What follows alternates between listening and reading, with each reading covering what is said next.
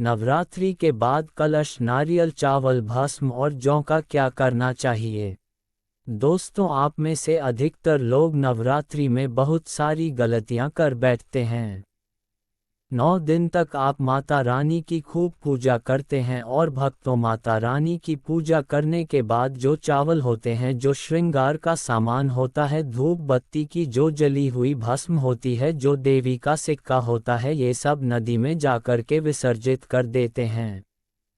दोस्तों, यही सबसे बड़ी मूर्खता है। भक्तों, कहने का मतलब है, आज हम जो तरीका आपको बताएंगे, इस तरीके से आपके जीवन में चल रही परेशानी, गरीबी, रोग, दोष, तकलीफ तुरंत दूर हो जाएगी और आपकी हर प्रकार की मनोकामना की पूर्ति होगी। तो दोस्तों, आइए आपको बताते हैं इन सभी चीज़ों का आपको क्या करना है। सबसे पहले बात करते हैं 1. कलश की। कलश विसर्जित करने के लिए 10वीं पर सुबह उठकर स्नान करके साफ स्वच्छ लाल, पीले या फिर गुलाबी रंग के वस्त्र धारण करें। फिर रोजाना की तरह माता रानी की पूजा करें। जैसे आप राज करते हैं उसी तरह माता रानी को स्नान कराकर श्रृंगार करें, उन्हें नए वस्त्र पहनाएं। फिर माता रानी के सामने एक शुद्ध घी का दीपक जलाएं। अगर आपके पास शुद्ध घी नहीं है तो आप तिल का तेल भी ले सकते हैं और कलश के सामने भी एक शुद्ध घी का दिया जलाएं। फिर माता रानी को भोग लगाएं। आपने जो भी भोग बनाया है उसका माता रानी को भोग लगाएं और ध्यान रखें कि भोग में प्याज लहसुन नहीं होना चाहिए, क्योंकि भगवान को कभी भी प्याज लहसुन से बना भोग नहीं लगाया जाता। ऐसा करने से आपको इसका घोर पाप लगता है। और कलश पर भी भोग लगाएं। उसके बाद थोड़े से साबुत चावल हाथ में लेकर और थोड़े से पुष्प हाथ में लेकर माता रानी को पुष्प अर्पित करें और फिर इसी तरह कलश पर भी पुष्प अर्पित करें।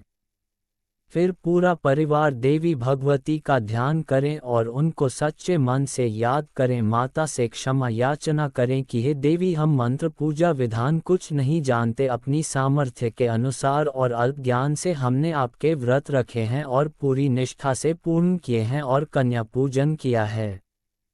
देवी, हमको क्षमा करना। अगर जाने अनजाने में हमसे कोई गलती हो गई हो तो हमारे परिवार कुल को अपना आशीर्वाद प्रदान करो। इस घर में सदैव विराजमान रहो, हमारी हर तरह की समस्या को दूर करो, हमको सुख, समृद्धि, विद्या, बुद्धि, विवेक, धन, यश प्रदान करो। फिर देवी सूक्तम का पाठ करें। फिर माता रानी के इस मंत्र का 11 बार जाप करें। मंत्र है, या देवी सर्वभूतेषु शांति रूपेण संस्थिता, नमस्तस्यै नमस्तस्यै नमः। अब भगवान श्री गणेश, नवदुर्गा माँ और समस्त देवी देवताओं से हाथ जोड़कर प्रार्थना करें कि भगवान जी, आज हम इस कलश को विसर्जित कर रहे हैं। आप कलश में से निकलकर हमारे घर, हमारे मंदिर में हमेशा के लिए वास करें और अपनी कृपा हम पर सदैव बनाए रखें। इस तरह प्रार्थना करें और कलश के ऊपर से ढक्कन हटाकर कलश को उठाकर अपने माथे से लगाएं। 2. अब बात करते हैं कलश के जल की। कलश के जल को आम के पत्ते की सहायता से सबसे पहले अपने और अपने परिवार के ऊपर छिड़क दे। इसके बाद आप रसोई घर में कलश के जल को छिड़क दे, क्योंकि रसोई घर में माता लक्ष्मी का वास माना जाता है। रसोई घर में सदैव अन्नपूर्णा माता रहती है। रसोई घर में जल छिड़कने के बाद अब आप कलश के जल को अपने पूरे घर में छिड़क दे। कोई भी जगह बिना जल छिड़के ना रहने दे। अपने मुख्य दरवाजे पर भी छिड़क दे। ध्यान रखें, कलश के जल को अपने बाथरूम में और कूड़ा रखने के स्थान पर ना छिड़के। ऐसा करने से आपको घोर पाप लगेगा। घर के मुख्य द्वार पर भी कलश के जल को जरूर छिड़के। पूरे घर में जल छिड़कने के बाद अब आप कलश में से थोड़ा थोड़ा जल अपने और अपने परिवार के सहित प्रसाद के रूप में ग्रहण करें। थोड़ा थोड़ा जल सभी घर के सदस्य पिए। इसके बाद बचे हुए कलश के जल को आप तुलसी जी की जड़ में या फिर साफ जगह पर लगे हुए किसी भी पौधे की जड़ में चढ़ा दें। ध्यान रहे, कलश के जल को भूलकर भी किसी नाली में ना डालें, वरना 9 दिन का पूजा पाठ सब बर्बाद हो जाएगा। 3. नवरात्रि में जो बचे हुए माता रानी के चावल होते हैं, खड़े हुए चावल होते हैं, इन चावलों को आप अपने भंडार में रखें। अन्न भंडार का मतलब जैसे कि आप अपने घर में जो चावल को पका करके खाते हैं उसमें थोड़े से चावल डाल दिया करें। कुछ धन स्थान पर रख दीजिए। नवरात्रि में आपने जो माता रानी को पुष्प चढ़ाए थे, अब उन पुष्पों को आप धन स्थान में सुखा करके रखें और थोड़े से सूखे पुष्प अपने पास में रखें। जो सिक्के होते हैं इसे भी धन पेटी या पस में रखना चाहिए। जो चावल होते हैं माता रानी को चढ़े हुए मंत्रों से सिद्ध होते हैं।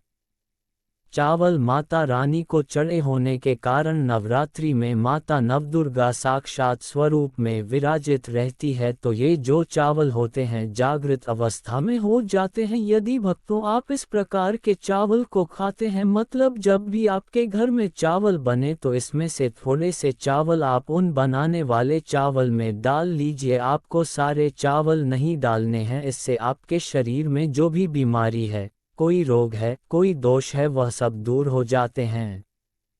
किसी भी प्रकार के जो आपके शरीर में कष्ट है, शारीरिक पीड़ा है, मानसिक पीड़ा है, वह दूर हो जाती है और भक्तों माता रानी की आपको कृपा प्राप्त होती है। माता रानी की कृपा से शरीर में एक ऐसी ऊर्जा उत्पन्न होती है जो सदैव आपको शांति प्रदान करती रहेगी और आप जहां भी चले जाए, जिस भी कार्य को करिए, वह कार्य आपका सफल होता है। और भक्तों आपको एक बात और, जब भी आप इन चावलों को थोड़ा सा खाते हैं आपका पेट भर जाता है, यानी कि इसमें तृप्ति जल्दी मिलती है और आपके घर में कभी भी अन्न की कमी नहीं रहती है। 4. आप में से अधिकतर जो भक्त हैं माता रानी को श्रृंगार का सामान जरूर चढ़ाते हैं। अगर कुछ भी नहीं तो कम से कम एक चीज़ तो जरूर चढ़ाते होंगे, और श्रृंगार का सामान चढ़ाने के बाद इसे आप लोग नदी में बहा देते हैं या फिर अन्य को दे देते होंगे, तो ऐसा आपको नहीं करना है। जो श्रृंगार का सामान आप चढ़ाते हैं ये बहुत ही पवित्र होता है। माता रानी के लिए 9 दिन के बाद इस श्रृंगार के सामान को आपके घर की जो शादीशुदा महिलाएं हैं उन्हें देना चाहिए, क्योंकि माता रानी के इस श्रृंगार में अखंड सौभाग्य छुपा रहता है। इस वजह से जो भी महिला इस श्रृंगार को प्रयोग करती है, इससे उसको अखंड सौभाग्य की प्राप्ति होती है। जब तक वह माता बहनें माता रानी के चढ़े हुए श्रृंगार करेंगी, तब तक अगर साक्षात स्वयं काल भी उनके पास आ जाए उनके पति को ले जाने के लिए, मृत्यु के घाट उतारने के लिए, तो उनका बाल भी बांका नहीं कर पाएगा, क्योंकि माता रानी स्वयं उस स्त्री के सुहाग की रक्षा करती है। उस स्त्री को अखंड सौभाग्यवती की प्राप्ति होती है। महिलाएं घर की साक्षात लक्ष्मी होती है। 5. अब कलश में डले हुए सिक्के का क्या करें ये जानते हैं। कलश में से सिक्का निकालकर अब आप अपने धन रखने के स्थान पर उस सिक्के को रख दें। आप चाहे तो सदैव अपने पर्स में भी उस सिक्के को रख सकते हैं, लेकिन याद रहे कभी भी आपको उस सिक्के को खर्च नहीं करना है। इसको तिजोरी में रखने से माता रानी आपके घर में धन धान्य की बढ़ोतरी करती है। इसे तिजोरी में रखने से धन में बरकत होती है और कभी भी आपके घर में धन की कमी नहीं होती है। 6. दोस्तों, अधिकतर भक्त जो होते हैं वो अखंड ज्योत का बचा हुआ तेल नदी में विसर्जित कर देते हैं। सबसे बड़ी यही गलती है। जब आप नवरात्रि में जो ज्योत जलाते हैं तो क्या होता है, 9 दिन तक ज्योत जलने के कारण ज्योत में जो तेल बचा हुआ होता है जागृत अवस्था में होता है, और भक्तों जागृत चीज़ ही अपना पूर्ण रूप से प्रभाव दिखाती है, क्योंकि जब कोई चीज़ जागृत अवस्था में हो जाती है तब उस चीज़ को विशेष लाभ होता है। आपने देखा होगा सभी मूर्तियों की पूजा नहीं होती है। जिस मूर्ति की मंदिर में प्राण प्रतिष्ठा हो जाती है तभी उस मूर्ति की पूजा होती है। इससे पहले मूर्ति की पूजा नहीं होती और वह अपना पूर्ण आशीर्वाद नहीं दे पाती है। तो भक्तों, कहने का मतलब है कि ज्योति का जो बचा हुआ तेल होता है, जो जलने के कारण जागृत अवस्था में हो जाती है, तो अगर आपके हाथ पैरों में दर्द होता है या शरीर में किसी भी प्रकार का दर्द होता है या सर दर्द, कमर दर्द आदि, आपको किसी प्रकार की कोई तकलीफ है, किसी ने आपके ऊपर काला जादू कर दिया हो तो इस स्थिति में आप क्या करें। जो ज्योत का बचा हुआ तेल होता है आप अपने सिर में लगाएं, अपने शरीर में जहां दर्द होता है उन हिस्सों पर लगाएं तो आपको इसका लाभ देखने को मिलेगा। इससे शरीर पर कैसा भी तंत्र विकार लगा है, किसी ने काला जादू भयंकर काला जादू कर दिया हो तो यह माता रानी की साक्षात कृपा से तत्काल ही खत्म हो जाता है। 7. कलश में पड़ी साबुत सुपारी और हल्दी की गांठ। आपको उसे कलश से निकाल कर तिजोरी में सिक्के के साथ ही रखना चाहिए।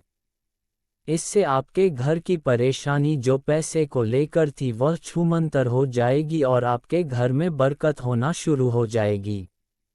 इसके बाद कलश और अखंड ज्योति पर जो कलावा बंधा है उसे खोलकर आप अपने हाथ, बाजू या फिर गले में पहन सकते हैं या अपने परिवार के किसी भी सदस्य को पहना सकते हैं। आपको लगता है कि आपके घर कोई बच्चे को नज़र लग जाती है या कोई बड़ा बीमार रहता है तो आप उसे यह कलावा पहना सकते हैं। ये देवी माँ का सिद्ध हुआ रक्षा कवच कहलाता है जो हर मुसीबत से आपकी रक्षा करता है। रक्षा कवच बांधते समय देवी माँ के इस मंत्र का जाप करें। मंत्र है या देवी सर्वभूतेषु रक्षा रूपेण संतता नमस्तस्ये नमस्तस्ये। ये रक्षा सूत्र घर के सभी सदस्य पहन सकते हैं। आप चाहे तो उसमें से थोड़ा थोड़ा सभी लोग पहन सकते हैं। 8. भस्म। आइए दोस्तों अब बात करते हैं भस्म की। मित्रों हम आपको बता देते हैं कि इस भस्म को पूरे साल के लिए आपको बटोर करके रखना चाहिए। जो अगरबत्ती की भस्म है या फिर कहा जाए गोबर के कंडे की भस्म रखी है जिसको अग्यारी कहते हैं। आप सोच रहे होंगे क्या इसे नदी में बहा देना चाहिए। अगर ज़्यादा है तो नदी में बहा दीजिए, बाकी कम से कम आपको 1 साल के लिए ये भस्म अपने पास में ज़रूर रखनी चाहिए। ज़्यादा नहीं तो थोड़ी सी ज़रूर रखें। तो भक्तों जो भस्म होती है इसका क्या करना चाहिए। भस्म अगरबत्ती या धूप बत्ती या गोबर के कंडे की किसी भी प्रकार की हो सकती है। दोस्तों आपको इस भस्म को थोड़ी थोड़ी खानी होती है। अगर आप चाहते हैं कि आपकी अध्यात्म उन्नति हो, आपकी प्रगति हो तो ये थोड़ी थोड़ी मात्रा में खाना शुरू कर दीजिए। इससे आपका मानसिक विकास होगा। आपके जो सोचने समझने की क्षमता है वो इतनी ज़्यादा शक्तिशाली हो जाएगी कि आपके आसपास में रहने वाले लोग जितना सोचते हैं उससे 10,000 गुना ज़्यादा आपकी सोच बढ़ जाएगी। दोस्तों जब भी आप किसी कार्य के लिए घर से बाहर निकले तो भस्म से अपने मस्तक पर एक तिलक जरूर लगा कर जाएं। आप जिस भी कार्य को करने के लिए जाएंगे उस कार्य में आपको तरक्की मिलना शुरू हो जाएगी। और भक्तों एक खास बात, छोटे बच्चों को नज़र तो बहुत ही जल्दी लग जाती है तो उस भस्म का थोड़ा सा तिलक आप उनके मस्तक पर लगाएं या फिर आपके या घर के किसी सदस्य के जिस हिस्से में दर्द हो रहा है, जैसे कि पेट में अचानक से दर्द हो रहा है, उस हिस्से पर भस्म को रगड़ दीजिए। अच्छी तरीके से भस्म लगा दीजिए तो पेट दर्द या किसी भी प्रकार के दर्द में अवश्य ही राहत मिलेगी।